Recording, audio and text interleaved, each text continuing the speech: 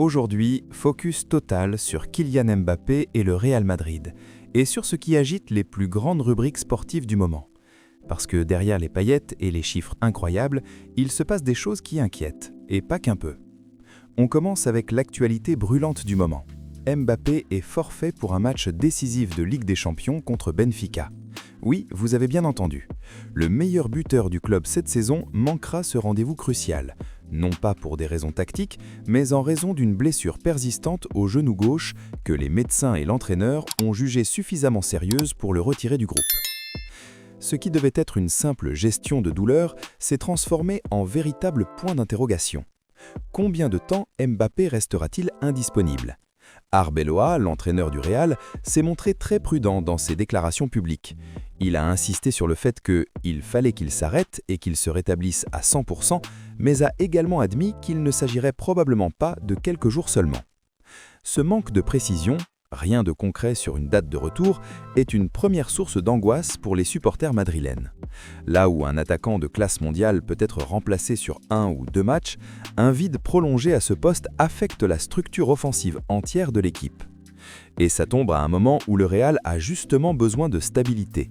Sans Mbappé, sans Jude Bellingham hors du groupe et avec d'autres joueurs clés absents, Madrid a dû s'adapter dans une rencontre de très haut niveau. Mais au-delà de la blessure, il y a un débat plus large qui enfle dans l'analyse sportive internationale.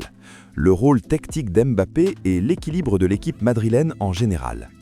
Depuis son arrivée, Mbappé a clairement été placé au centre du projet offensif du Real, mais certains analystes pointent du doigt un déséquilibre. Ils estiment que la présence d'Mbappé change la dynamique naturelle de Madrid, parfois au détriment des autres talents offensifs, comme Vinicius Junior ou même du jeu d'équipe global. C'est un débat sensible, parce que d'un côté, Mbappé réalise des chiffres extraordinaires.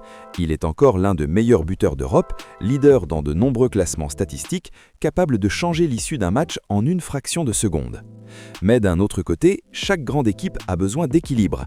Et quand le système commence à pivoter autour d'une seule superstar, tout ce qui entoure devient fragile, surtout quand cette superstar n'est pas disponible. Parlons maintenant du facteur humain. Ce garçon de 27 ans, champion du monde, figure planétaire, doit aussi jongler entre les exigences du Real Madrid et celles de l'équipe de France. Selon certaines informations récentes, Mbappé veut participer à la trêve internationale avec les Bleus, même si cela coïncide avec la période où le club voudrait qu'il continue de se reposer pour revenir plus fort. Imaginez la pression permanente.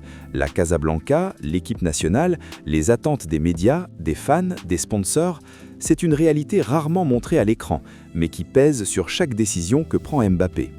Et puis, il y a cette dimension presque psychologique rapportée cette semaine, la relation entre Mbappé et son propre père qui a laissé entendre que le joueur a manqué de moments de vie personnels dans sa carrière. Un rappel poignant que même les superstars vivent avec des sacrifices. Alors, quand on parle de révélations angoissantes, ce n'est pas seulement une question de blessure ou de résultats sportifs, c'est aussi la tension entre performance individuelle et équilibre collectif. C'est l'équilibre entre les attentes de club et d'équipe nationale, et c'est la lourde charge psychologique que porte un joueur qui était déjà une légende avant même de poser un pied à Madrid. Le Real Madrid, dans cette histoire, n'est plus seulement un club qui rêve de titres, il est devenu un environnement où l'on construit une équipe autour d'Mbappé en espérant que cela donne la gloire ultime. Le problème, rien ne garantit que cela fonctionne, surtout si Mbappé n'est jamais à 100% physiquement ou si l'équipe ne trouve pas une vraie cohésion autour de lui. Alors posez-vous cette question. Peut-on vraiment construire une dynastie autour d'une seule superstar dans le football moderne, surtout quand il y a des blessures, des attentes internationales et une pression médiatique colossale? Et surtout, jusqu'où peut aller Mbappé sans compromettre l'équilibre du Real Madrid? Laissez votre avis dans les commentaires. Pensez-vous que Madrid doit repenser son système sans Mbappé, ou est-ce que le club doit tout sacrifier pour lui ?